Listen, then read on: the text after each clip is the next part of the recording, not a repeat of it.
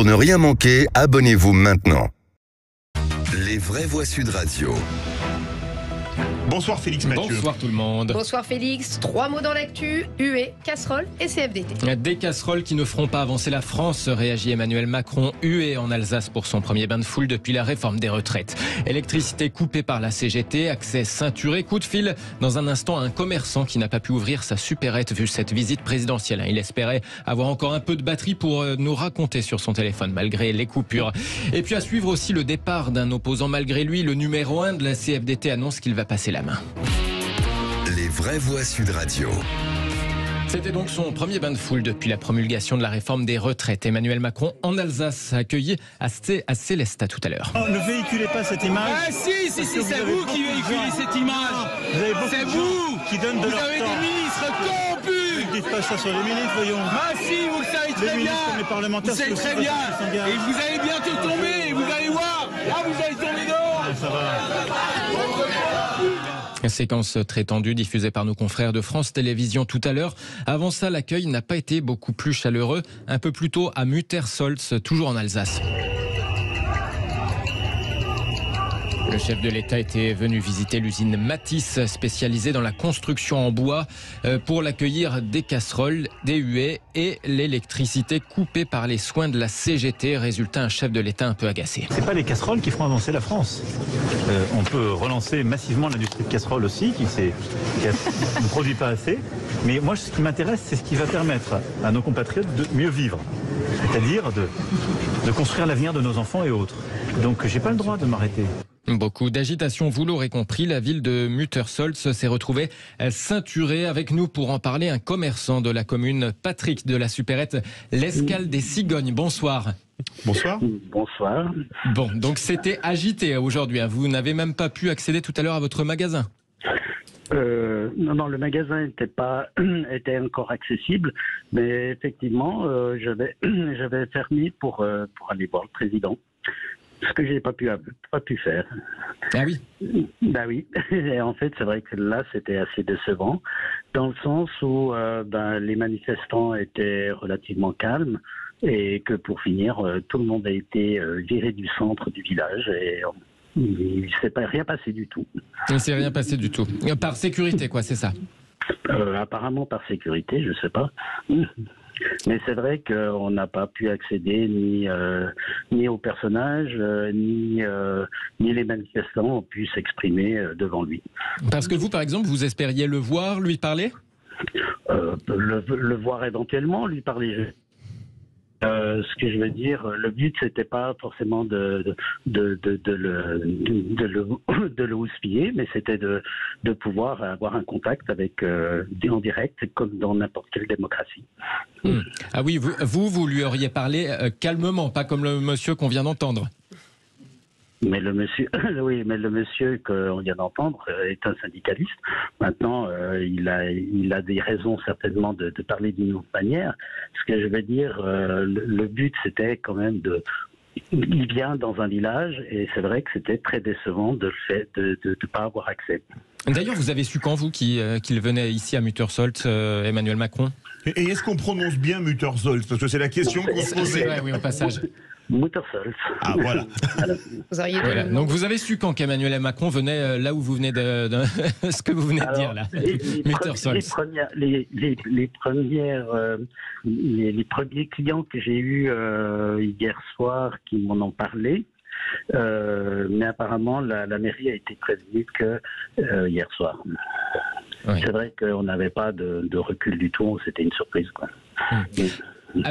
Alors le chef de l'État a enchaîné ensuite, c'est devenu plus calme. Là, vous avez bien pu ouvrir la boutique, tout est revenu à la normale.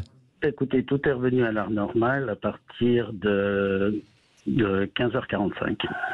Est-ce que l'électricité est revenue ? Je vois qu'on a la chance de pouvoir vous parler. Vous aviez un doute même tout à l'heure sur le fait d'avoir encore de la batterie à l'heure de notre entretien. L'électricité est revenue, il n'y a pas de souci. Donc ça avait été coupé en fait pour la venue du président de la République et pas seulement dans l'usine visitée, c'est ça ? Alors tout le village apparemment était en blackout. Oui. Ah oui. Vous êtes resté combien de temps sans électricité ? Alors l'horloge de la mairie indiquait 12h42. Et c'est revenu à 15h. Ah oui, quand même. Ah oui, d'accord, donc c'est comme une belle coupure, là, oui. Bon, en tout cas, à défaut d'avoir pu le dire directement à Emmanuel Macron, vous avez une petite idée de ce que vous auriez voulu lui dire? Vous pouvez le dire sur Sud Radio, tant qu'à faire, au passage. Écoutez, moi, ce que j'aurais voulu lui dire, c'est de pouvoir écouter et de pouvoir communiquer avec les Français et de pouvoir justement avoir un contact, de plus être dans cette position de tour d'argent, de tour d'ivoire. Eh bien, merci en tout cas, merci beaucoup Patrick de la supérette L'Escale des Cigognes à Muttersolz. Merci d'avoir pris quelques minutes pour nous raconter l'ambiance ici sur Sud Radio. Évidemment, ça sera l'objet de notre débat tout à l'heure. Courage ou inconscience, c'est vrai que c'est hué, ça ne laisse pas indifférent. On en débattra. Venons-en au départ annoncé aujourd'hui du numéro 1 de la CFDT, Laurent Berger. Et oui, le numéro 1 du premier syndicat de France, puisque la CFDT a désormais doublé la CGT. Laurent Berger a annoncé tout à l'heure vouloir passer la main à sa numéro 2, Maryse Léon, à partir du 21 juin. C'est une nouvelle figure de la lutte contre la réforme des retraites qui quitte le navire après son ex-homologue de la CGT, Philippe Martinez, remplacé par Sophie Binet. L'intransigeance de Laurent Berger avait agacé dans les rangs macronistes alors que la CFDT était considérée comme plus réformiste, plus conciliante que les autres organisations syndicales. Je crois qu'on est en train de vivre une grave crise démocratique et on avait une crise sociale qui se transforme en crise démocratique. Mais je crois que personne ne peut être surpris des positions des organisations syndicales, nous l'avons dit dès le départ. La crise démocratique de Laurent Berger qui avait agacé jusqu'à la présidence de la République. La question de l'âge de départ à 64 ans était une mesure rédhibitoire de la réforme, même pour la CFDT, n'en déplaise au gouvernement.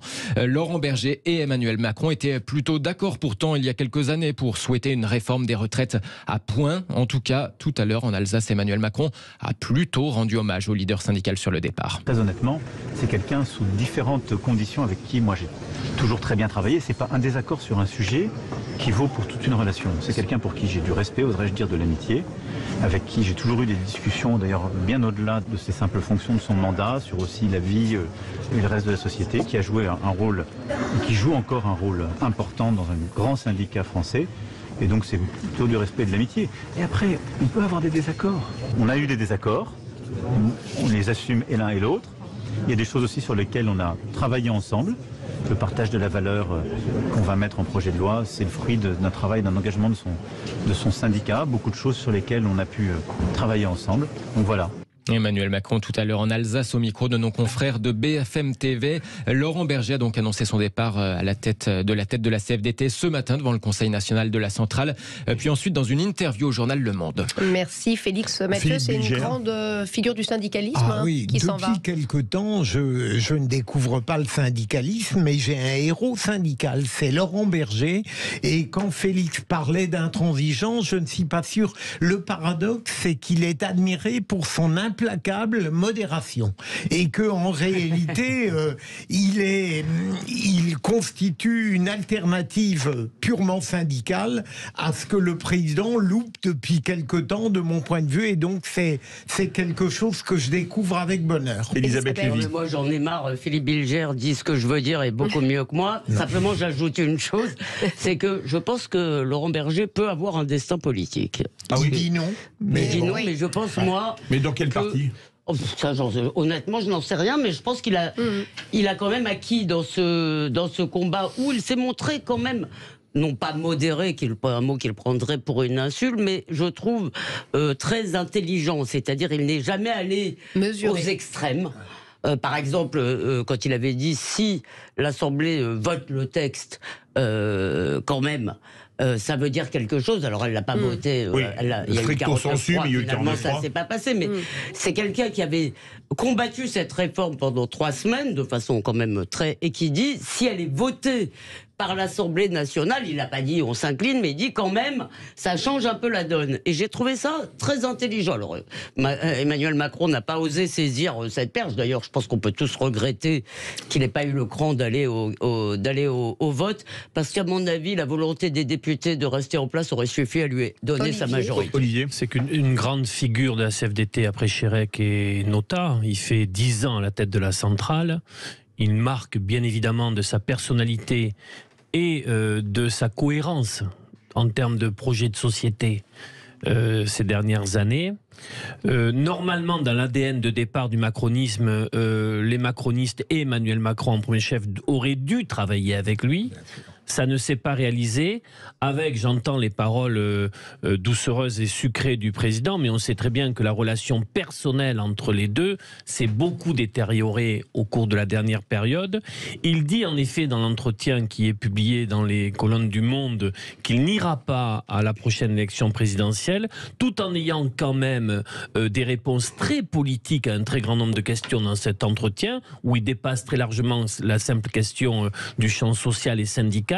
Et d'ailleurs, il renvoie la patate chaude aux responsables politiques de la gauche, de cette famille sociale démocrate, disons, en leur disant, mais si vous attendez de moi, moi j'attends de vous que vous vous remettiez au travail. C'est une formule qu'il a dans cet entretien. C'est quelqu'un qui va encore peser dans la vie nationale en termes d'alternative au macronisme.